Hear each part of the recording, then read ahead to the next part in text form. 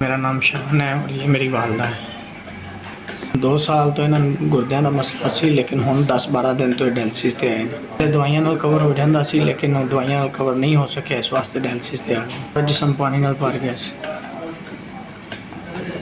ਅਸੀਂ ਪਾੜੇ ਦੇ ਰੈਸ਼ੀ ਹਾਂ। ਤੁਸੀਂ ਨਾ ਸਰਕਾਰੀ ਹਸਪੀਟਲ ਚੋਂ ਚੈੱਕ ਕਰਵਾਇਆ 2-3 ਚੋਂ, ਉੱਥੋਂ ਸਿਰਫ ਲਾਈਨ ਪਈ ਹੈ ਤੇ ਫੇਸਚੂਲਾ ਨਹੀਂ ਬਣ ਸਕਿਆ। ਲਾਈਨ ਬੜੀ ਔਖੀ ਪਵਾਈ, ਲਾਈਨਾਂ 'ਚ ਲੱਗ ਕੇ ਖੱਜਲ ਖੁਆਰ ਹੋ ਕੇ ਉੱਥੋਂ ਲਾਈਨ ਪਵਾ ਕੇ ਡਾਇਲਸਿਸ ਕਰਵਾਇਆ। 6 ਬਾਈਆਂ 3 ਬਾਈ ਜਿਹੜੇ ਨਸ਼ਾ ਕਰਦੇ ਨੇ ਜੀ। ਮੈਂ ਨਾ ਡਰਾਈਵਿੰਗ ਕਰਨਾ ਤੇ ਜਿੰਨਾ ਕੋ ਮੇਰੇ ਕੋਲ ਹੋ ਸਕਿਆ ਮੈਂ ਇਹਨਾਂ ਦਾ ਇਲਾਜ ਕਰਵਾਉਣਾ ਤੇ ਵਾਲਦਾ ਨੇ ਮੈਂ ਆਪਣੇ ਕੋਲ ਹੀ ਰੱਖਿਆ ਇਹਨਾਂ ਨੂੰ। ਮੈਂ ਟੋਟਲ 35,000 ਦਾ ਅਰੇਂਜ ਕਰਕੇ ਆਇਆ ਸੀ, ਲੇਕਿਨ ਉਹ ਹਸਪੀਟਲ 'ਚ ਕਾਫੀ ਖਰਚਾ ਹੋ ਗਿਆ ਨਾ। ਬੜੀ ਮੁਸ਼ਕਲ ਮਿੰਟਾਂ ਤਰਲੇ ਕਰਕੇ ਬਿੱਲ ਇਹਨਾਂ ਨੇ 45,000 ਰੁਪਏ ਕੀਤਾ ਕਿ ਫੇਸਚੂਲਾ ਬਣਨਾ ਹੈ। ਇਸ ਵਾਸਤੇ ਇਹਨਾਂ ਨੇ ਥੋੜੇ ਕਰਕੇ ਤੇ ਫੇਸਚੂਲਾ ਬਣਾਉਣ 35,000 रुपये जमा करवाया है। इस वास्ते 10,000 रुपये बकाया है, जिसकी वजह तो डॉक्टर फेसचूला नहीं बना रहे।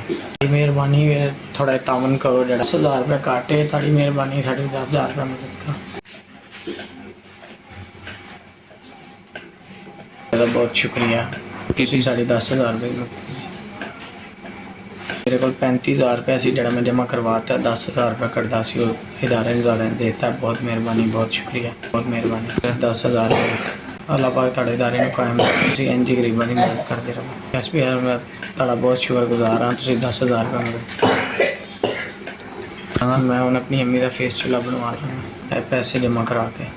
SBI तुहाडा दिता 10,000 रुपये मेरे तक पहुँच गया। अल्लाह पाक तुहाडी खैर करे।